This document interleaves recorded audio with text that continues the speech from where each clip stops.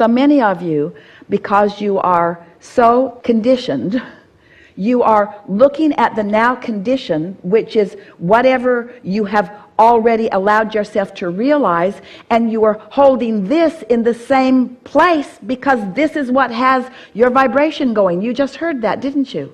You're letting the condition train your vibration, which prevents you from the what you really want. You just keep getting more of the what is. Isn't that interesting? And so much of what is you want to keep perpetuating, but you are not the regurgitators of what is. You are the creators of what is more. So the vortex holds the more, the more, the more, the more. You've got to find a way to keep up with the more. But you can't do that by staying fixated on what is. We're just going to keep saying that until you're all really feeling it. What is has a vibrational frequency, and as you observe it, you take it on yourself, because law of attraction says that which is likened to itself is drawn. So as you give your attention to it and you practice the vibration of it, then that's who you are, and you can't get beyond that. And yet you have already gotten beyond that vibrationally. So how can we find words? How can you find a way to not cling so much vibrationally to what is, and allow all of the things that you've created to flow into your experience in the natural way that they are supposed to? And the answer to the question is, the less conditional you are, the more willing you are to not spend so much time fixating on conditions needing to be a certain way. That's what that decision process is that you were explaining to us. That's what I want to be decisive. I've always been decisive. I want to decide what I want. And we want to explain to you that you've already decided what you want, and continuing to decide holds you away from the realization of what you've already decided. Can't say it any more clearly than that. Yes, we can. Here's another way of saying it. That's like saying, as you give your attention to what is and what you are one and the same. So that's what the allowing part of this process is all about. It's about letting go of what is long enough to allow what is. Letting go of what you have already realized to allow beyond what you have already realized. We're starting to get there, aren't we? That what is great as far as it's come, but it's not enough because there's always more. And in the detachment from what is, there is an allowance of the more to come. Beginning to follow this, aren't you? And that's where the conversation that we keep wanting to bring this to about unconditional, the unconditional realization. Can you feel that there is less conditional awareness in an emotion than there is in an object? Yeah.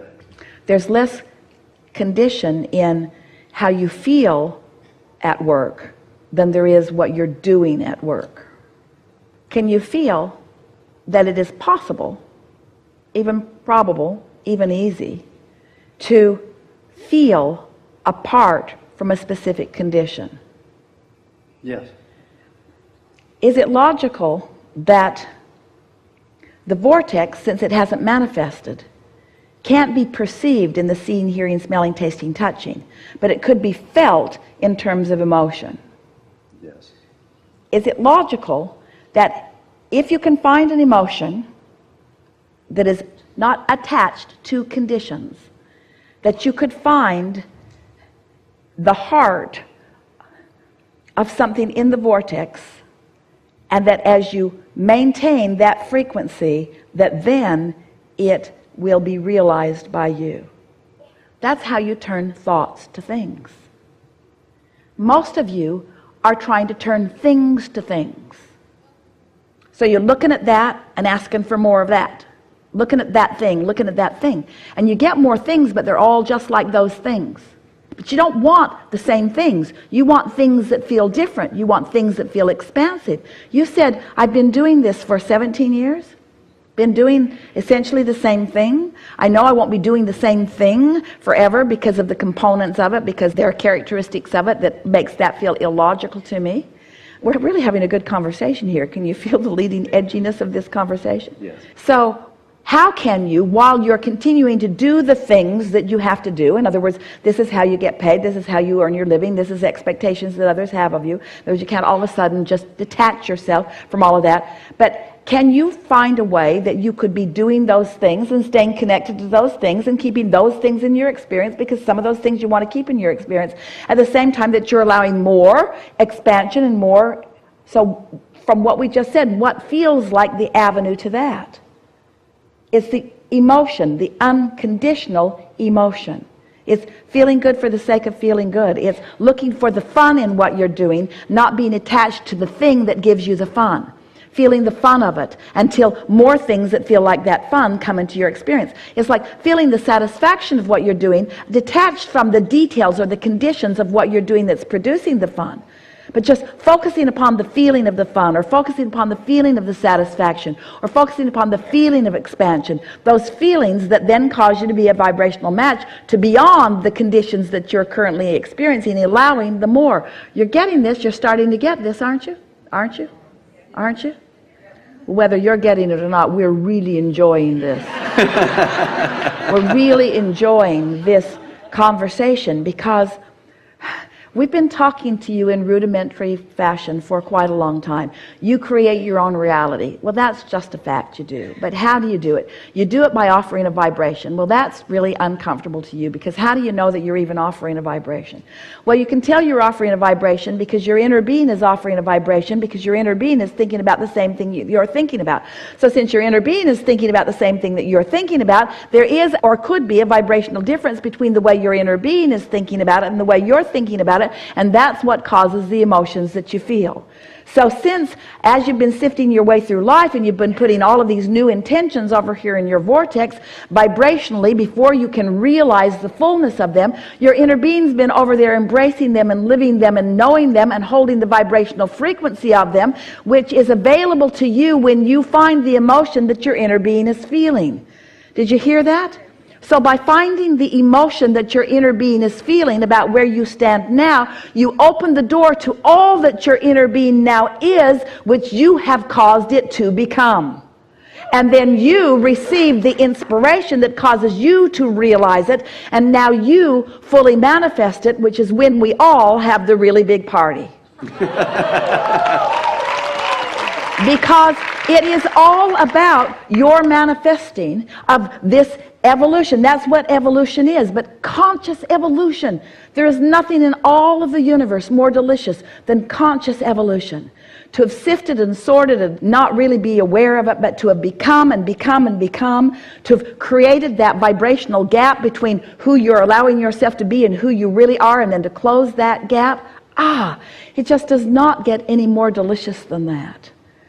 So what we're really saying to all of you is that you're supposed to have all of those things that you want, that your inner being is already the full recipient of all of them, and that when you find that way, and it's an individual thing, you just have to feel your way into it, it will begin manifesting. And then on some days, some extraordinary insights will flow into your mind, and you will feel blessed and worthy beyond description, because you now know something that you have not known, but now you are realizing it.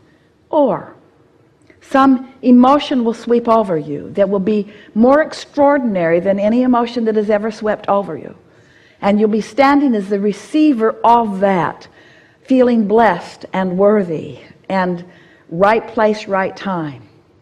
Or something that you sort of kind of wanted will manifest in your experience. Something that is tangible, like a business or an enterprise or a person or a relationship. Something tangible and what you want to call real. Something that you can sink your teeth into it. And as you stand, after having experienced the amazing unfolding of it, the extraordinary process of it, the incredible momentum of it, and you stand as the full owner, receiver, beer, liver, haver of it. And then as you look at it, and it keeps saying, oh, and I am this that you wanted too. And oh, by the way, I am also this that you've been asking for. And I'm also this. Oh, and I'm this, and I'm this, and I'm also this. And you begin to realize that it is the translation of it back into the realness, into the tangibleness of it, into the see it and hear it and smell it and taste it and touch it.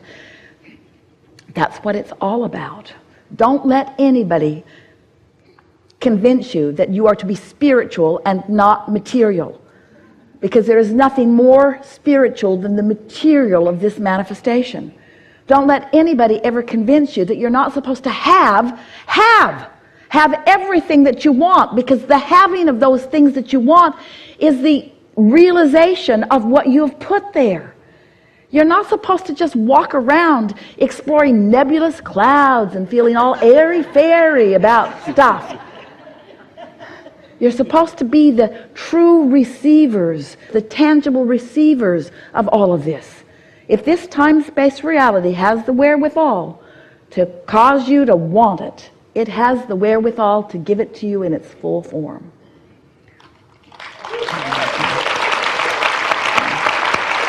Yeah. So get out there and be the greedy little buggers you were born to be. This is a really good time for a segment of refreshment, and we will see you tomorrow. There is great love here for you.